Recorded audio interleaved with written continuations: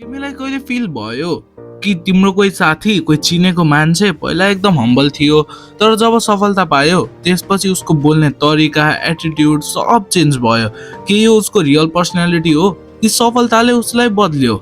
आज हामी यो हिडन ट्रुथ बुझ्नेछौँ जुन कुरा सोसाइटीले ओपनली कहिले बोल्दैन। Welcome to unfold theory, unlocking hidden truths of our world, powered by Lumbini Darshan production. सबैभन्दा पहिलो कुरा, सफलताले तिम्रो ब्रेन नै चेन्ज गर्न थाल्छ। रिसर्चले देखाउँछ जब पैसा र स्टेबिलिटी बढ्छ मान्छेको स्ट्रेस र एन्जाइटी घट्छ। यो राम्रो कुरा हो, तर अर्को साइड पनि छ। पहिला सर्भाइभल मोडमा थियौ तिमी, काम कसरी पाउने, पैसा कसरी कमाउने, तर सफलतापछि तिम्रो माइन्डसेट सिफ्ट हुन्छ। म कस्तो देखिन्छु, म कति पावरफुल छु, अनि यहीँबाट चेन्ज स्टार्ट हुन्छ। जब पैसा र पावर आउँछ तिम्रो कन्फिडेन्स नेचुरल्ली बढ्छ। तर प्रब्लम कहाँबाट स्टार्ट हुन्छ भने यो कन्फिडेन्स बिस्तारै बिस्तारै इगोमा चेन्ज हुन्छ। साइकोलोजीमा एउटा कन्सेप्ट छ, पावर इफेक्ट। यो भन्छ जब मान्छे पावरफुल हुन्छ उसले अरू मान्छेको फिलिङ बुझ्न कम गर्न थाल्छ। सिम्पल भाषामा इम्प्याथी घट्छ अनि तिमीलाई लाग्न थाल्छ म नै ठिक छु, म नै राम्रो छु। यहाँ सबभन्दा डेन्जरस पार्ट आउँछ, ओभर कन्फिडेन्स। ओभर कन्फिडेन्स भनेको के हो? जब तिम्रो कन्फिडेन्स तिम्रो एक्चुअल एबिलिटी भन्दा धेरै बढ्छ अनि तिमीलाई लाग्छ म जे पनि गर्न सक्छु, म कहिले गल्ती गर्दिनँ। यसलाई ह्युब्रिस पनि भनिन्छ, एक्सट्रिम इगो।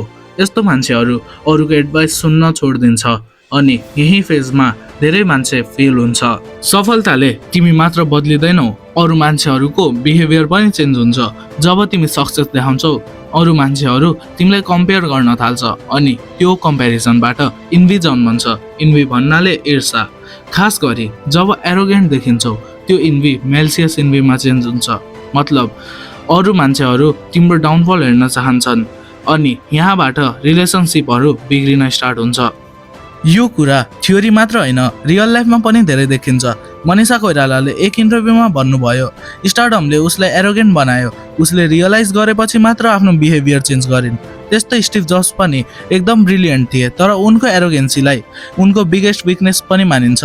यस्तो इक्जाम्पलहरू देखाउँछ सक्सेसले मान्छे बदलिन्छ तर सबै पोजिटिभ हुँदैन। कसरी थाहा पाउने कि मान्छे सफलतापछि बदलिएछ?